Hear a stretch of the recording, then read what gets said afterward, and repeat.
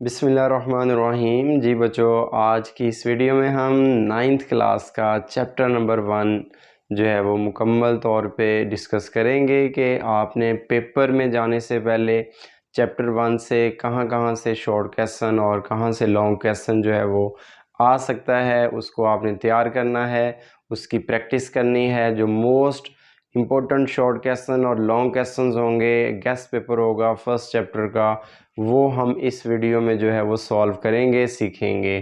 तो आपने इस वीडियो को एंड तक मुकम्मल देखना है। अगर आप अपना पहला चैप्टर मुकम्मल कंप्लीट जो है वो सीखना चाहते हैं, समझना चाहते हैं, तो उसके लिए आपने फर्स्ट चैप्टर को जो है वो इस वीडियो को मुकम्मल तौर पे देखना है। तो आइए सबसे पहले हम जो है स्टार्ट से सॉल्व करते हैं। 1.1 एक्सरसाइज है बच्चों, उसके अंदर हमने सीखना है ऑर्डर ऑफ अ मैट्रिक्स, यानी काल्ब का मर्तबा क्या होता है, इक्वल मैट्रिक्स क्या होते हैं। उसके बाद फिर नेक्स्ट हम 1.2 पे चलते हैं।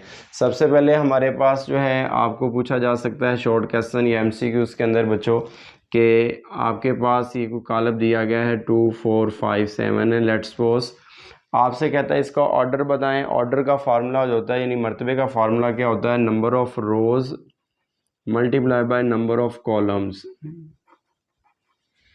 ये आपका ऑर्डर ऑफ मैट्रिक्स है, ऑर्डर ऑफ मैट्रिक्स, यानी इसको काल्ब का मर्तबा कहते हैं। अब इसमें देखें जो लेफ़्ट से राइट जो होती हैं बच्चों वो रोज़ होती हैं, जो और टॉप टू बॉटम यानी वर्टिकल होते हैं वो कॉलम होते हैं। तो दाएं से बाएं देखें हमारे पास जो है वो दो लाइनें हैं, रोज़ हैं, और ऊपर से नीचे देखें तो दो कॉलम हैं। तो इसका जो ऑर्डर होगा, मर्तबा होगा, वो 2 ज़रब 2 होगा, और इसको यूँ भी लिखेंगे 2/2। याद रखिएगा, इसको मल्टीप्लाई करके 2 को 2 से मल्टीप्लाई करके 4 नहीं लिखना। तो ये हमारे पास पहला शॉर्ट क्वेश्चन है। सेकंड जो है बच्चों, उसमें डेफिनेशन समझ लें पहले, फिर हम क्वेश्चन की तरफ चलते हैं। इक्वल मैट्रिक्स की डेफिनेशन है। इक्वल मैट्रिक्स की डेफिनेशन क्या है, 2 4 5 7। फिर एक बी मैट्रिक्स है हमारे पास 2 4 5 7। आपसे ये कहता है कि जी ए और बी जो है वो दोनों कॉलम जो है मैट्रिक्स जो हैं वो इक्वल मैट्रिक्स कब कहलाएंगे। फर्स्ट ऑफ ऑल उसके लिए जो कंडीशन है वो है उनका जो ऑर्डर है वो सेम होना चाहिए। ऑर्डर सेम होना चाहिए। ऑर्डर सेम का मतलब है कि उनका मर्तबा जो है वो बराबर हो, यानी number of rows into number of columns अगर इक्वल होंगे तो वो इनका ऑर्डर सेम हो जाएगा। इसका ऑर्डर है 2/2 बच्चों, इसका ऑर्डर भी 2/2 है। सेकंड जो मेन मतलब चीज़ है जो यहाँ पे हमने देखनी है वो है corresponding elements. Corresponding elements same होने चाहिए।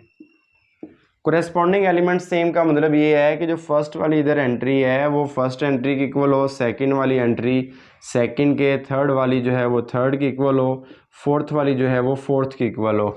यानी इसको उर्दू में कहते हैं मुतनाज़रा अरकान बराबर होने चाहिए, कि अगर आपका हर नंबर यानी एक मैट्रिक्स के अंदर कॉलम के अंदर जिस पॉइंट पे जगह पे एक नंबर लिखा है, दूसरे मैट्रिक्स में भी उसी जगह पे वही नंबर होना चाहिए। उनकी जगह भी चेंज नहीं होनी चाहिए, अल्टरनेट नहीं होने चाहिए या डिफरेंट नंबर नहीं होने चाहिए।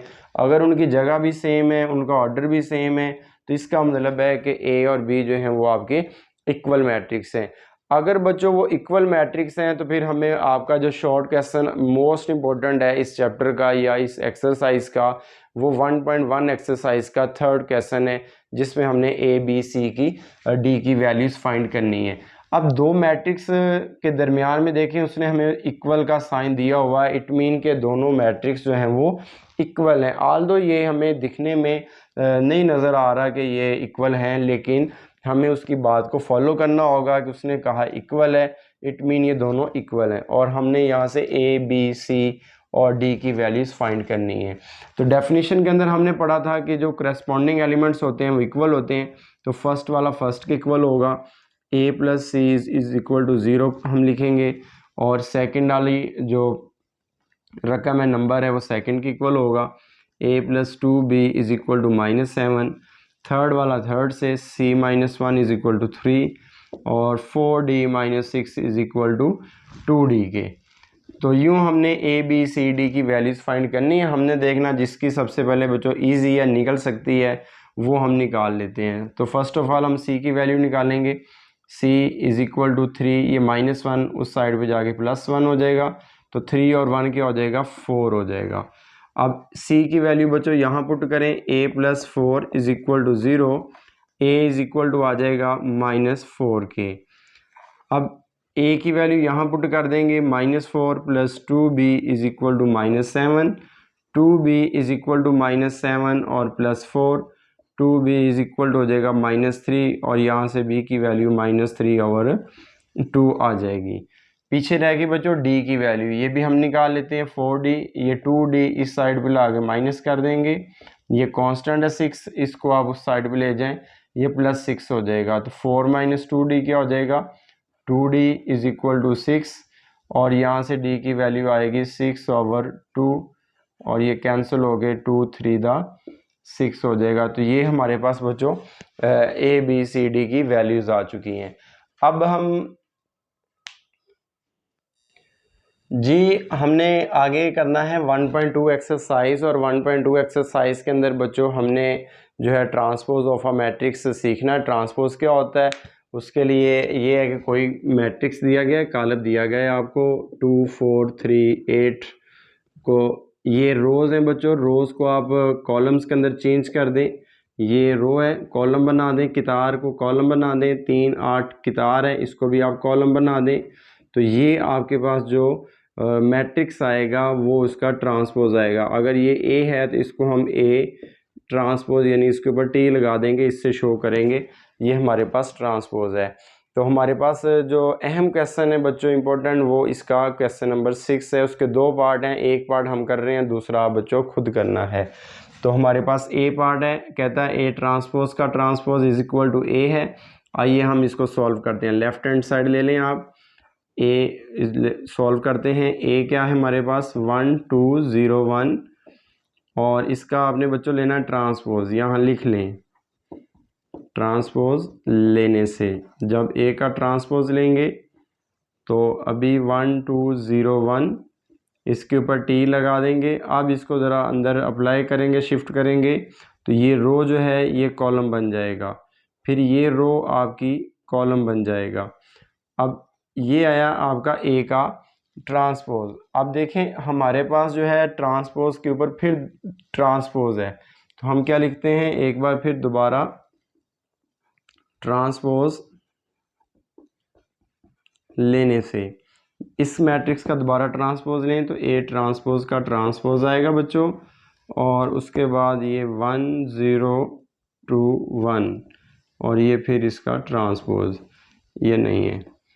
अब देखें इसका ट्रांसपोज लें, ये कितार है कॉलम बन जाएगा, ये फिर कितार यानी रो है, ये फिर आपका कॉलम बन जाएगा।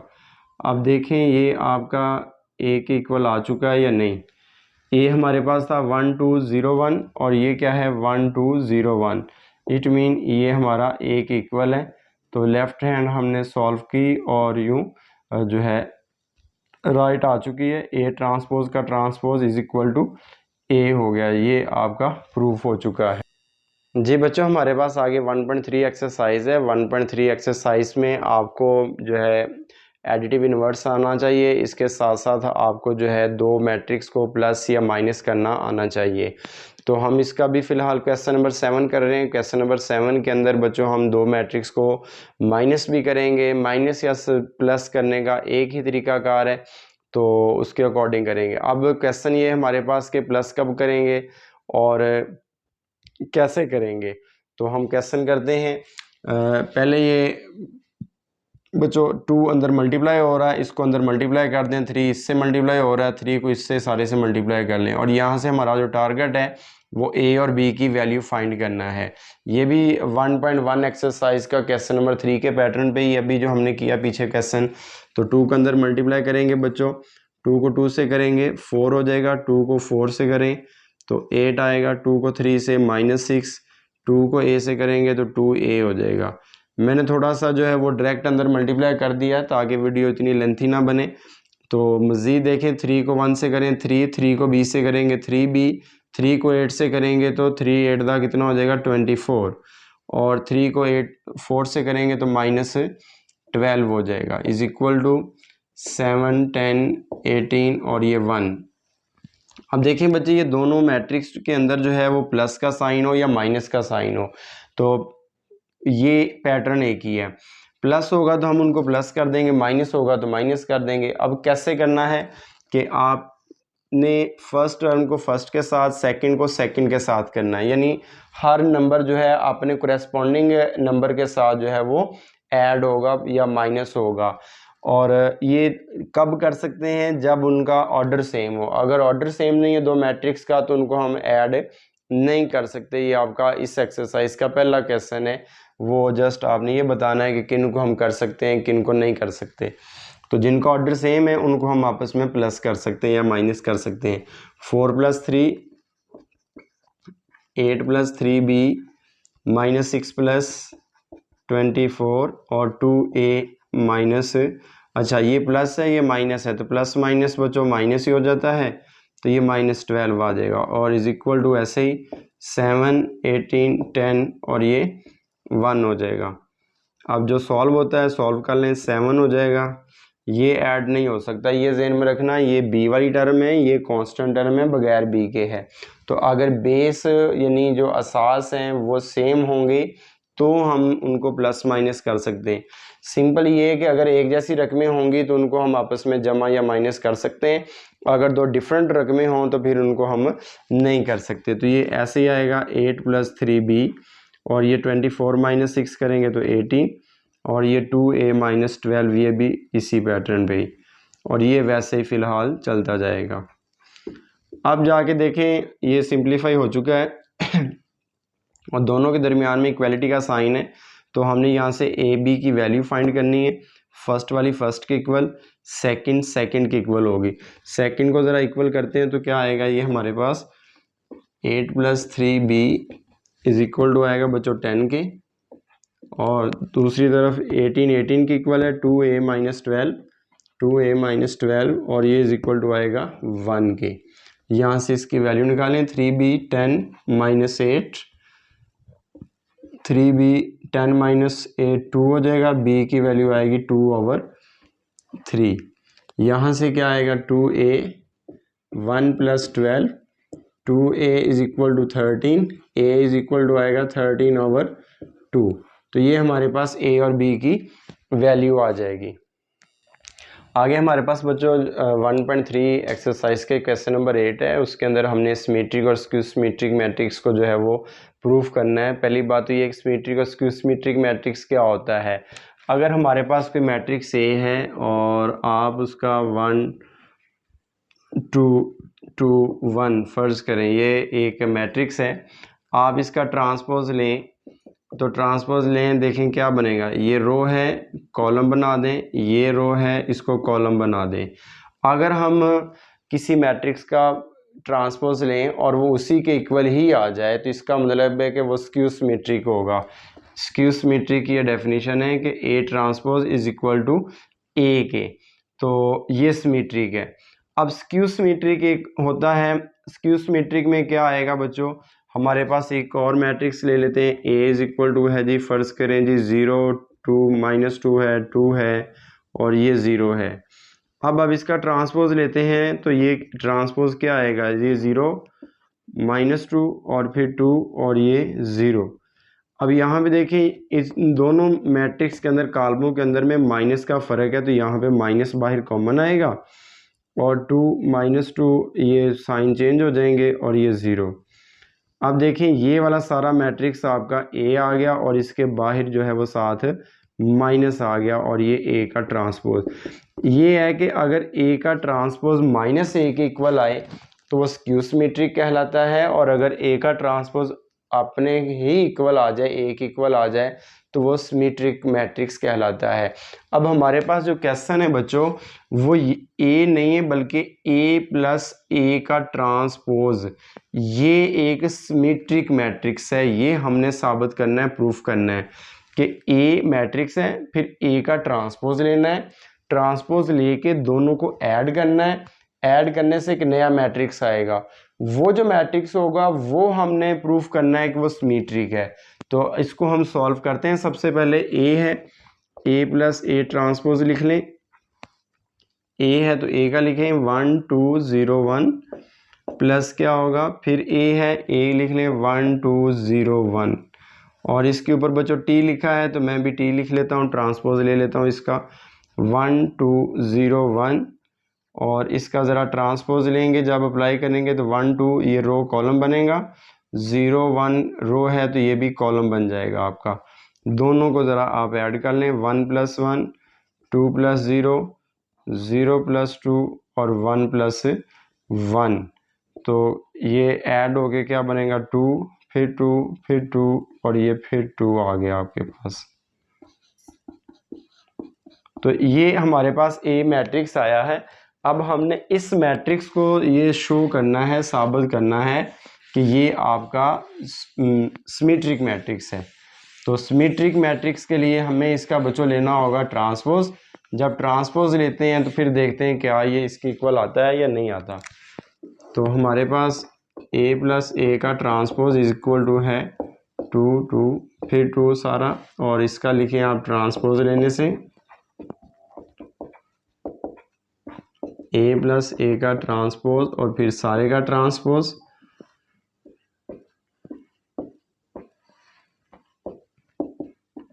अब इसका ट्रांसपोज लेंगे तो ये बच्चों रो है कॉलम बन जाएगी, ये रो है ये भी कॉलम बन जाएगी। तो ये देखें ये सारे का सारा किसके इक्वल आ गया है आपका a + a के ट्रांसपोज के, और इधर क्या था a + a के ट्रांसपोज का होल सारे का ट्रांसपोज।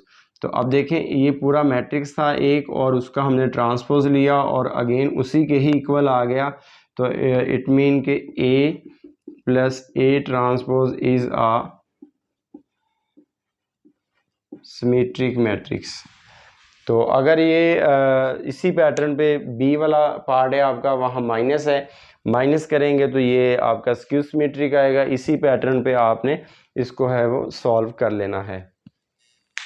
जी बच्चों हमारे पास आगे 1.4 एक्सरसाइज है। 1.4 एक्सरसाइज के अंदर हमने मल्टीप्लिकेशन देखनी है कि कालमों को ज़रब कैसे किया जाता है। तो कालमों को ज़रब करने से पहले हमें इस चीज़ को जहन में रखना है कि ज़रब कब किया जाएगा। तो उसमें जो है हमारे पास जो है फर्स्ट मैट्रिक्स के बच्चों कॉलम और सेकंड की रोज़ इक्वल होनी चाहिए। मैं लिख देता हूँ कि कॉलम ऑफ फर्स्ट मैट्रिक्स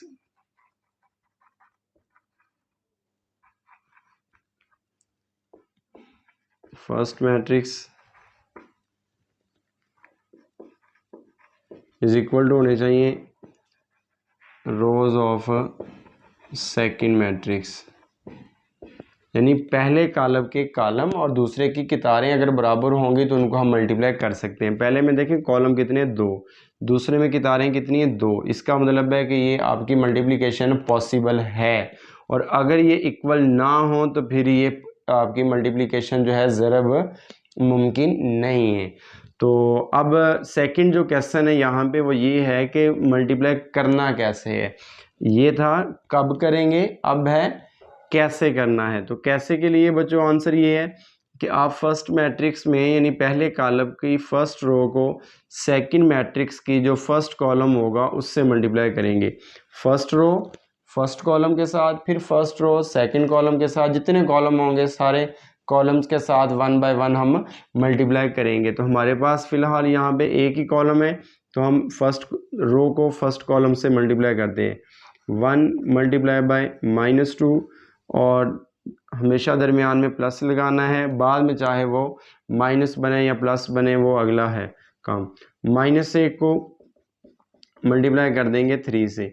अब आगे मैट्रिक्स ख़त्म हो गया, हम भी इधर ब्रैकेट लगा के ख़त्म कर देंगे। अब फर्स्ट को हमने मल्टीप्लाई कर दिया, अब सेकंड रो की बारी है इसके साथ 0 को -2 से और उसके बाद है 2 को 3 से। तो अब इसको करें ज़रा -2 -3 और 0 और 3 to the 6 हो जाएगा बच्चों। तो ये क्या हो जाएगा -5 और 6।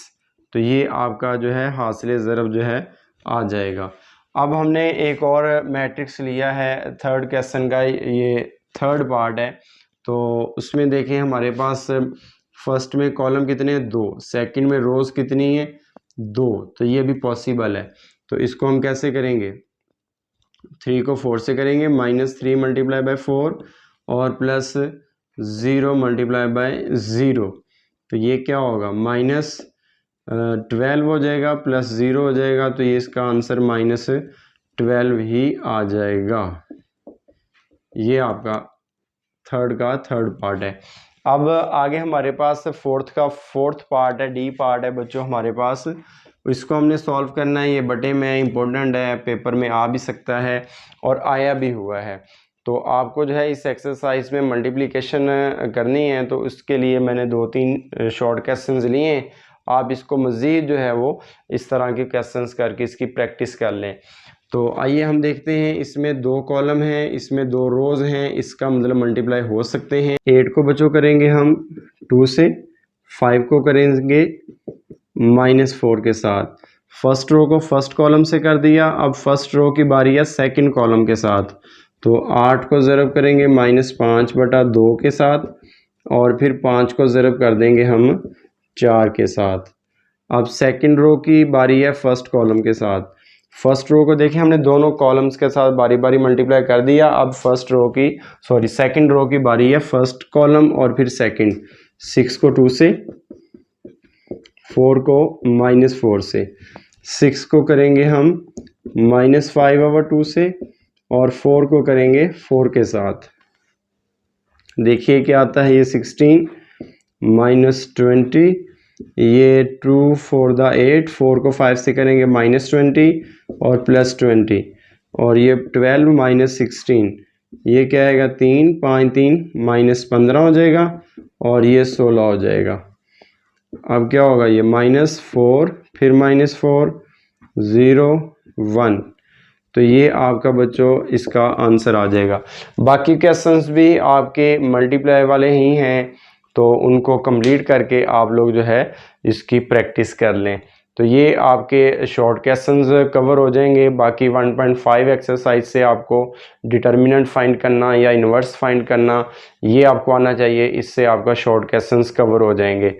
बाकी जो लॉन्ग क्वेश्चंस के लिए है बच्चों, वो इसमें से कोई लास्ट वाला पार्ट यानी आपका आ सकता है, या आपको 1.5 एक्सरसाइज या फिर 6 से लॉन्ग क्वेश्चन आएगा, वो हम नेक्स्ट वीडियो में करते हैं।